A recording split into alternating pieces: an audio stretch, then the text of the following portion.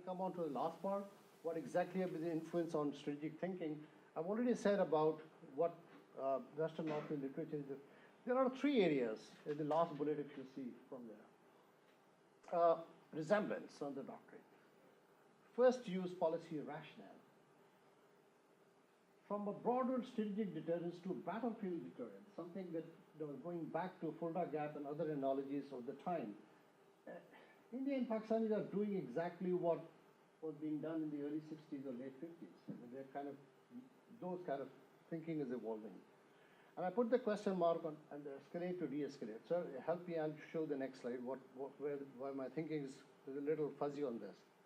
Hybrid war. I see in Islamabad, every think tank talking about this. This is the favorite topic being discussed there.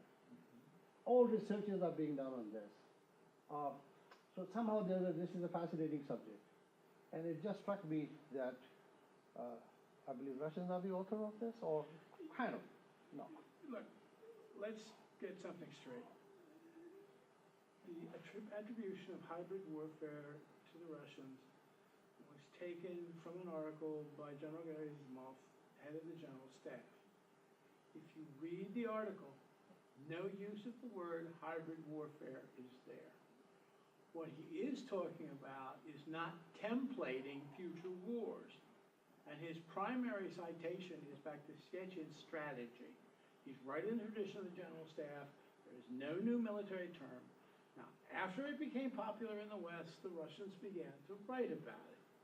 But they wrote about it in terms of it being practiced against them, because they relate hybrid warfare to what they call color revolutions, efforts to overthrow governments by means of internal subversion.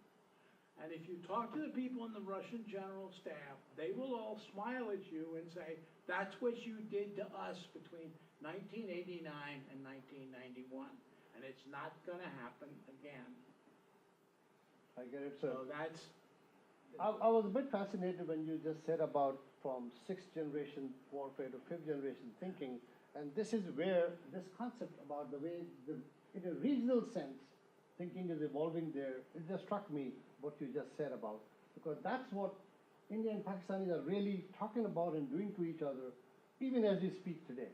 The tension that's going on in the region even now is somewhat related to this kind of thinking, that we have had hybrid sort of a warfare, preparing and really creating grounds for a mini conventional invasion with nuclear weapons at play now. This was not previously, but now that is coming into play.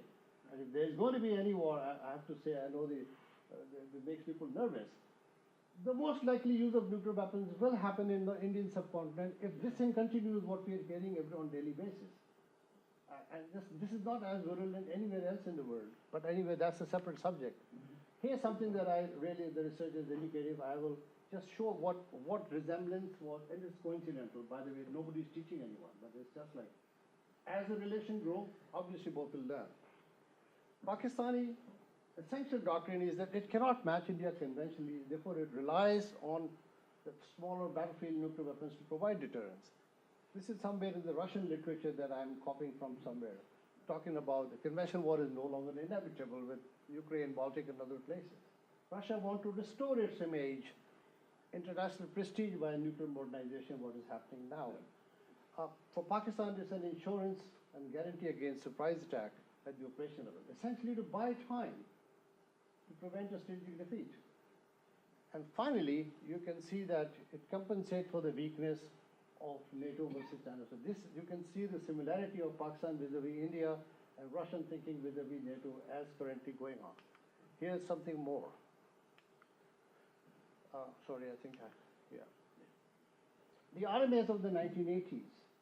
That's the biggest argument we all have made to the Pakistanis, that look, I mean, tactical weapons and other things are kind of redundant in the sense of the nuclear age.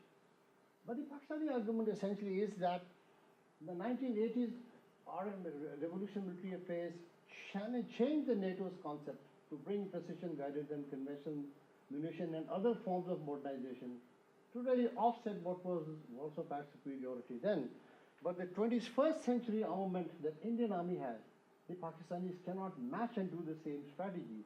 So therefore, they have to continue to rely on nuclear weapons as a balancer against that weakness.